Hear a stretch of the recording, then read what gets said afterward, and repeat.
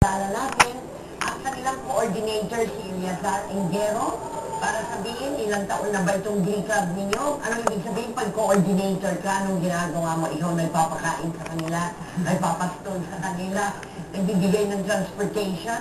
Anong ginagawa mo, Eliazar? Una po, maraming salamat po. Magandang hapon po sa inyo lahat. Bilang coordinator ko hindi po madaling trabaho talaga. Tama po yung sinabi nyo. Kumbaga po sabi nila dakilang alalay. Pero yun po yung backbone ng grupo. Pero college na ba itong mga umaawit? High school pa lang po. High school pa lang, ano? Oo, galing. Okay. Siyempre naman, sino ba naman ang nagbibigay ng tinatawag na harmony, kundi ang konduktor at walang iba kung hindi ang magaling na si Jonathan Aizat. Maraming salamat po at magandang hapon po sa inyo, Ma'am Cecil. Kamusta po? Ilang taon na ikaw na inumpisahan mo sila, Jonathan? Kung nagsimula sa po iba ako. pang tinuturoan mo? Nagsimula po ako dito sa St. James, Malabon, noong lang pong June.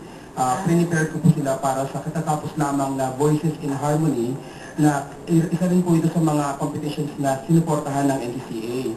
Ang Voices in Harmony ay paglalaban-laban ng lahat ng mga high school choirs dito po sa Metro Manila. And So, nag-hoji sila. pinalad naman po na pumasok sa finals kahit pa. Ayun. Anong prize nila? Pang fourth place po kami. Okay. Out of 25 schools.